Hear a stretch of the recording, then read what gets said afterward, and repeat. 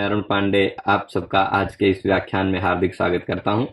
मित्रों, हम कारक प्रकरण का सिद्धांत कौमुदी के अनुसार शब्दशः क्रमशः अध्ययन कर रहे हैं। उस क्रम में हम षष्ठी विभक्ति के कुछ सूत्रों तक पहुंच गए हैं। षष्ठी विभक्ति के जो शेष कर्म में षष्ठी विभक्ति होती है, ऐसे कुछ सूत्रों को देखा था।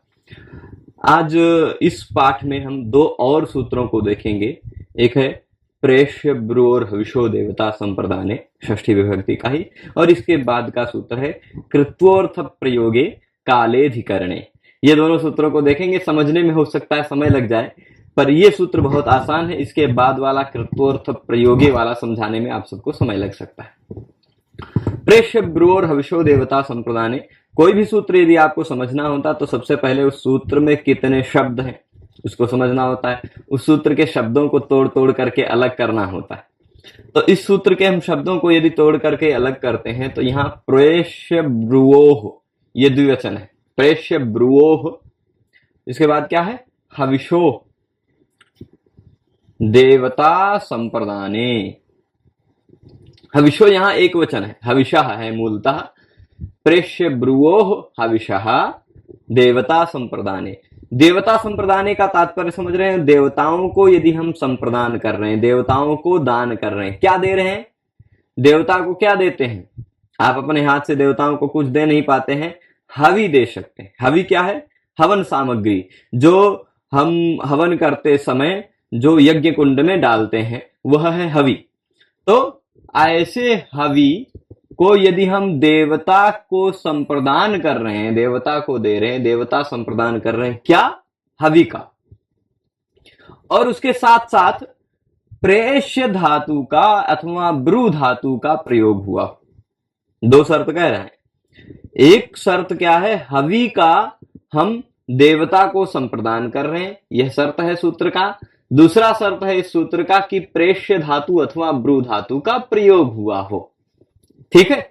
तो ऐसी अवस्था में जो यहां देखिएगा, जो हवि विशेष वाचक शब्द है, कर्म है, ऐसे कर्म हवि विशेष वाचक शब्द से शेष की विवक्षा में षष्ठी विभक्ति होगी। सारा हम शेष षष्ठी विभक्ति देख रहे हैं।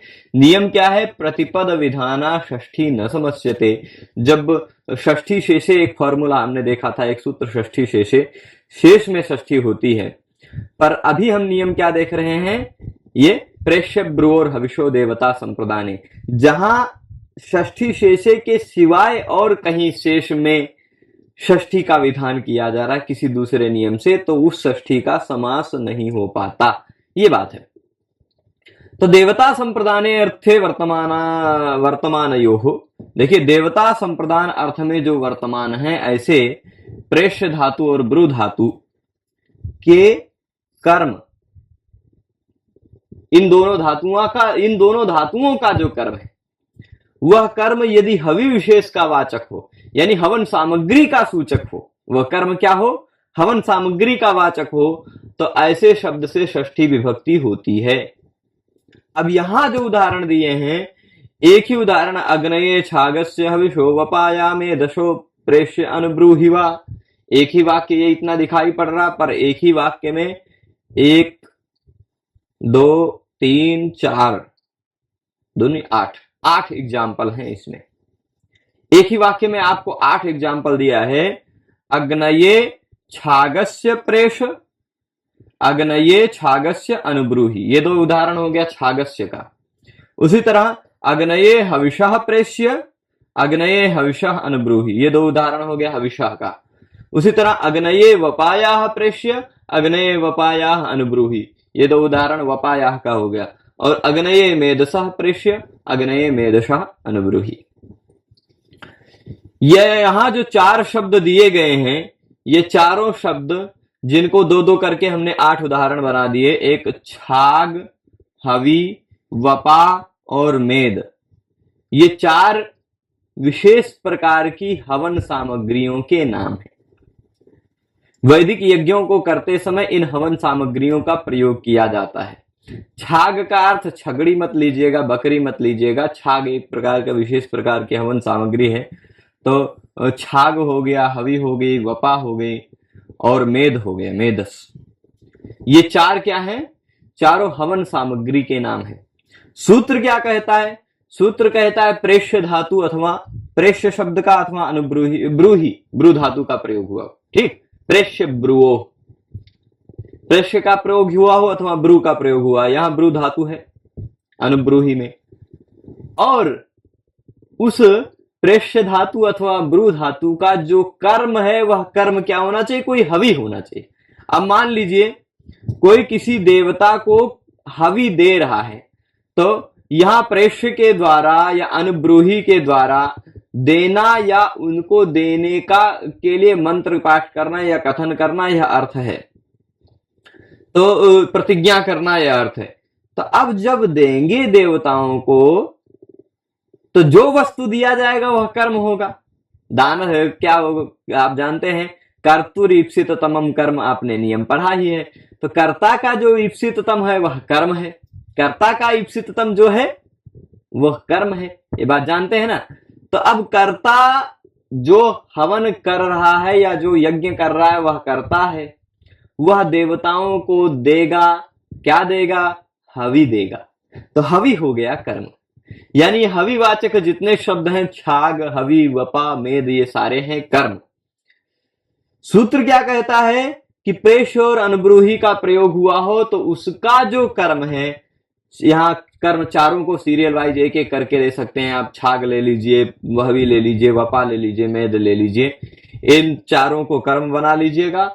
देवता है अग्नि, उनको संप्रदान हो रहा है, वो संप्रदान में कहे भी गए हैं, चतुर्थी विभक्ति भी लगी है चतुर्थी संप्रदान से, तो अग्नये है।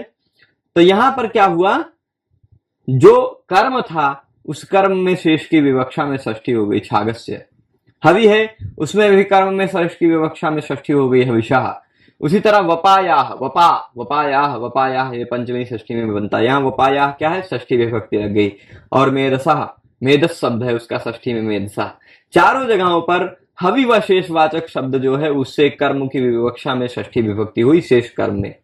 देखिए सूत्र का अर्थ फिर से मैं बता देता हूं, प्रेष्य अथवा ब्रू धातु का प्रयोग हो और उसका जो प्रेष्य और ब्रू धातु का कर्म हो वह हवि विशेष हो, हवन सामग्री का सूचक हो, और वह हवन सामग्री देवता को संप्रदान की जा रही हो। तो ऐसी अवस्था में क्या होता है? जो प्रेष्य है और अनुब्रूही है उसका जो कर्म है उसमें शेष विवक्षा में षष्ठी हो जाती है। तो आपको प्रेष्य और अनुब्रूही यहां मिल भी जाएगा, सूत्र में भी वही मिलेगा। तो ये सूत्र बहुत ज्यादा कठिन नहीं होगा, ये सूत्र आप सबको आसान लगा होगा। अगला सूत्र आज के इस पाठ का मतलब अंतिम सूत्र कह सकते हैं इस पाठ का, क्योंकि छोटा छोटा पाठ होगा तो आप सबको समझने में ज्यादा पकाऊ नहीं लगेगा। और जो आसान है, जो एक जैसे विषय वाले सूत्र होते हैं उनको हम एक ही भाग में 5-6 भी बता देते हैं, पर जो सूत्र एक जैसे नहीं है तो उसको 2 में ही खत्म करेंगे। कृत्वोर्थ प्रयोगे कालेधिकरणे, ये सूत्र है अगला। कृत्वोर्थ प्रयोगे कालेधिकरणे, देखिए एक प्रत्यय है कृत्वसुच, मैं प्रत्यय यहां लिख देता हूं।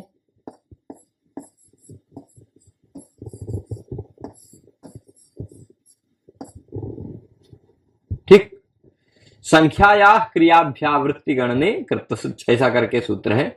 संख्यावाची शब्द से कृत्वसुच प्रत्यय होता है। किस अर्थ में?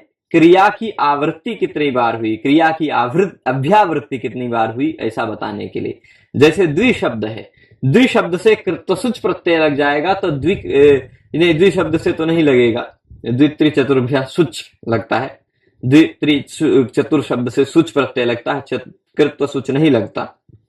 मान लीजिए पंच शब्द है, उससे कृत्वसुच प्रत्यय लग गया, पंच कृत्वसुच, ऐसा हुआ। तो उस पंच और कृत्वसुच जोड़ने पर जो शब्द बनेगा उस शब्द का क्या अर्थ होगा? कोई क्रिया 5 बार हुई, यह अर्थ होगा। क्या अर्थ आएगा? कोई क्रिया 5 बार हुई, यह अर्थ आएगा। पंचकृत्वा, जैसे देख लीजिए क्या लिखा है, पंचकृत्वा का मतलब 5 बार कोई क्रिया की। तो ऐसा जो कृत्वसुच प्रत्यय है जो एक ही क्रिया की अभ्यावृत्ति को दिखाता है, एक ही क्रिया की बार बार आवृत्ति को दिखाता है, कृत्वसुच प्रत्यय, वह कृत्वसुच प्रत्यय हो अथवा कृत्वसुच प्रत्यय का अर्थ वाला कोई दूसरे प्रत्यय का प्रयोग हो, कृत्वोर्थ प्रयोगे, ऐसा नहीं कह रहे हैं कृत्व प्रयोगे। कृत्वसुच प्रत्यय का केवल प्रयोग नहीं होना चाहिए, कृत्वसुच प्रत्यय के अर्थ वाला कोई दूसरा प्रत्यय भी प्रयुक्त हुआ हो तो भी ठीक। क्या कह रहे? कृत्वोर्थ प्रयोगे, कृत्व प्रत्यय का जो अर्थ है उस अर्थ का कोई दूसरा भी प्रत्यय का प्रयोग हुआ हो तो कालवाची, काल मतलब जानते हैं समय, टाइम, काल सूचक, समय सूचक जो अधिकरण है, अधिकरण मतलब आधार, समय सूचक जो आधार है उसमें षष्ठी विभक्ति होती है। शेषे षष्ठी से, अधिकरण शेष में षष्ठी हो जाती है, कर्म में नहीं, अधिकरण में। ये कर्म वाली बात खत्म हो गई। तो क्या कह रहे हैं? कृत्वोर्थानाम प्रयोगे, कृत्वसूच प्रत्यय के अर्थ वाले किसी भी प्रत्यय का प्रयोग होने पर, किसका प्रयोग होने पर? कृत्वसूच प्रत्यय के अर्थ वाले किसी दूसरे प्रत्यय का प्रयोग होने पर कालवाचिनी अधिकरणे, कालवाची जो अधिकरण है, काल का सूचक जो अधिकरण है, समय सूचक जो अधिकरण है, ऐसे अधिकरण, ऐसे आधार में शेष विवक्षा में षष्ठी विभक्ति लग जाती है। षष्ठी विभक्ति लगती है तो षष्ठी विभक्ति के रूपों को आप जानते हैं। जैसे अब यहां उदाहरण मैं दूंगा, पंचकृत्वा, पंचकृत्वा में आपको कृत्वसुच प्रत्यय दिख रहा होगा। देखिए कृत्वसुच प्रत्यय में च की हलंत्यम से इत संज्ञा होकर लोप हो जाता है, ऊ की उपदेश जनुनासिक से इत संज्ञा होकर लोप हो जाता है, कृत्वस बचता है। वही कृत्वस स को विसर्ग होकर कृत्वा बन जाता है। ठीक, तो पंचकृत्वा, पंचकृत्वा वो संधि होकर पंचकृत्वो न भोजनम, पंचकृत्वा अहना पंचकृत्वो न हो गया। ठीक, तो यहां देखिएगा पंचकृत्वा का मतलब क्या हुआ? 5 बार दिन में भोजन किया। क्या किया? 5 बार दिन में भोजन किया। तो एक ही क्रिया की बार बार अभ्यावृत्ति हो रहा है ना। अब दिन में 5 बार भोजन किया, क्या किया? 5 बार, 5 बार क्रिया की आवृत्ति हुई है। कृत्वोर्थ प्रयोग नहीं, या तो सीधे कृत्वसुच प्रत्यय का ही प्रयोग है, कृत्वसुच प्रत्यय हो या उसके अर्थ का कोई दूसरा भी प्रत्यय हो तो भी चलेगा। तो कृत्वसुच प्रत्यय है, यहां कृत्वसुच प्रत्यय का प्रयोग है ना। अब उस अर्थ का प्रत्यय है या वही प्रत्यय है, कोई दिक्कत नहीं, वही प्रत्यय प्रयोग हुआ हो या उसी अर्थ का कोई दूसरा प्रत्यय भी प्रयोग हुआ हो तो भी चलेगा। तो उस अर्थ के प्रत्यय का प्रयोग है, उसी प्रत्यय का प्रयोग है। तो कालवाची जो दिन है, दिन क्या है? दिन भी तो एक टाइम है ना, दिन भी तो एक समय ही है। कालवाची शब्द है, दिन, सप्ताह, मास, महीना भी एक विशेष समय होता है। 30 दिन के समय को महीना कहते हैं। तो कालवाची सारे शब्द ही है। अहना मतलब कालवाची शब्द है, समयवाची शब्द है, और वह अधिकरण है क्योंकि दिन में 5 बार खाता। जहां भी में या पर आता हो ज्यादातर वह अधिकरण का सूचक होता है ना। तो दिन में 5 बार भोजन हुआ। तो कालवाची अधिकरण, समयवाची अधिकरण जो है, समयवाची अधिकरण क्या है? अहन, अहन दिन, उसमें षष्ठी विभक्ति लग जाएगी। कालवाची अधिकरण में अहन में षष्ठी लग गई, अहना, अहना पंचकृत्वा भोजनम हो जाएगा। इसी तरह कृत्व सुच प्रत्यय है, उसी के अर्थ में सुच प्रत्यय भी होता है। नियम है त्रि चतुर्भ्यः सुच, द्वित्रि चतुर्भ्यः सुच। यह जिस अर्थ में कृत्वसुच प्रत्यय होता है उसी अर्थ में द्वि शब्द से, त्रि शब्द से और चतुर शब्द से सुच प्रत्यय लगता है। कौन सा प्रत्यय? सुच प्रत्यय। द्वित्रि चतुर्भ्यः सुच। तो द्वि शब्द हो, त्रि शब्द हो, चतुर शब्द हो, इन शब्दों से सुच प्रत्यय लगता है। तो मान लीजिए हमने द्वि शब्द से सुच प्रत्यय लगाया है, सुच में से संयोग से च की हलंतम से इत संज्ञा होकर तस्य लोपा से लोप होगा, ऊ की उपदेश जनुनासिक इत से इत संज्ञा होकर लोप हो जाएगा, द्विस बचेगा, द्विस। इसी सा को विसर्ग कर देंगे, द्वि हो जाएगा। ठीक, द्वि, द्वि अहनः भोजनम। तो कृत्वसुच प्रत्यय जिस अर्थ में है, बार अर्थ में, 5 बार दिन में भोजन किया गया, उसी तरह सुच प्रत्यय भी उसी अर्थ में है, बार अर्थ में, 2 बार दिन में भोजन किया गया है ना।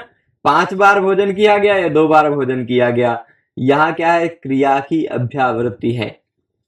और द्वित्रि चतुर्भ्य सुच से सुच प्रत्यय है, जो सुच प्रत्यय कृत्वोर्थ प्रत्यय है। कृत्वोर्थ प्रत्यय मतलब जिस अर्थ में कृत्व सुच प्रत्यय है उसी अर्थ में सुच प्रत्यय भी है, तो उस अर्थ का प्रत्यय है। तो सूत्र क्या कहेगा, कृत्वर्थ का प्रयोग होने पर कालवाची जो अधिकरण है, भाई दिन में 2 बार खाता है ना, हम जैसे लोग 1 बार ही खाते हैं, तो 1 ही बार खाते हैं तो क्रिया की अभ्यावृत्ति होती ही नहीं। अभ्यावृत्ति कहां, जब 2 बार खाएंगे तब तो आवृत्ति होगी, हम 1 बार खाए तो आवृत्ति ही नहीं है, तो फिर वहां पर नहीं होता है प्रयोग इस तरह का। तो अब अभ्यावृत्ति हो गई क्रिया की, और अहनी जो कालवाचक अधिकरण है, अकालवाची अधिकरण है, समय सूचक जो अधिकरण है उसमें षष्ठी विभक्ति लग गई, अहन्ना। अहन्ना ऐसा रूप लोग बनता है षष्ठी विभक्ति में, द्विरहन्ना भोजनम। अब यहां प्रश्न पूछ रहे हैं, प्रश्न क्या उठाएंगे वो ध्यान देना है। शेषे किम, शेष की विवक्षा होना है। अगर हम अधिकरण को शेष के रूप में बोलना चाहें, यानी अधिकरण को अधिकरण के रूप में न बोलना चाहें, संबंध के रूप में बोलना चाहें, तभी षष्ठी होगी। यदि हम अधिकरण को अधिकरणे के रूप में बोलना चाहें, शेष के रूप में नहीं बोलना चाहें, तो फिर सप्तम में अधिकरणे च नियम लगकर सप्तमी ही होगी, जैसे द्विह अहानि अध्ययनम। यहां क्या है, यहां हम शेष के रूप में नहीं बोलना चाह रहे हैं, तो फिर शेष के रूप में नहीं बोलना चाह रहे हैं तो सीधे सीधे सप्तमी हो गई। यदि शेष के रूप में बोलना चाहते तो षष्ठी विभक्ति ही होती। तो ये बात पूरी तरह से क्लियर है। इस पाठ में हमने इन दोनों सूत्रों को देखा। एक सूत्र हमने देखा प्रेष्य ब्रू और हविषो देवता संप्रदाने, प्रेष्य धातु अथवा ब्रू धातु का प्रयोग होने पर हविवाची शब्द जो है, जो कि प्रेष्य और ब्रू धातु का कर्म है, वह यदि देवता का संप्रदान हो रहा हो तो उस कर्म में शेष की विवक्षा में षष्ठी विभक्ति होती है। हाँ, विशेष ध्यान देना, यहाँ जो इस सूत्र से षष्ठी किया, इससे पहले प्रेष्य ब्रू और हविषो देवता संप्रदाने से षष्ठी किया, वह षष्ठी का समास होता ही नहीं। उस षष्ठी का किसी भी परिस्थिति में समास नहीं होता। यदि षष्ठी षष्ठी शेषे से हुआ होता तो समास भी संभव था। ठीक, तो द्विह अहनः अध्ययनम, अहनः अध्ययनम, अहनः है ना, द्विह अहनः भोजनम। अहनः भोजनम का अहन्य भोजनम नहीं कर सकते, ठीक, समास नहीं कर सकते, तो ये हो जाएगा। इसके साथ साथ हमने वो भी सूत्र देखा, कृत्वर्थ प्रयोगी कालेधिकरण देखा, और फिर प्रेष्य ब्रू और हविष्य देवता संप्रदान सूत्र देखा। यह पाठ आशा करता हूं आप सबको आसान लगा होगा। इसके बाद के जो सूत्र हैं उन सूत्रों को हम अग्रिम पाठ में देखेंगे। आप सभी लोग पूरे पाठ में शुरू से अंत तक जुड़े रहे, उसके लिए आप सभी को बहुत बहुत धन्यवाद। हम आप सबसे फिर मिलेंगे अग्रिम पाठ में, तब तक के लिए धन्यवाद। नमः संस्कृताय।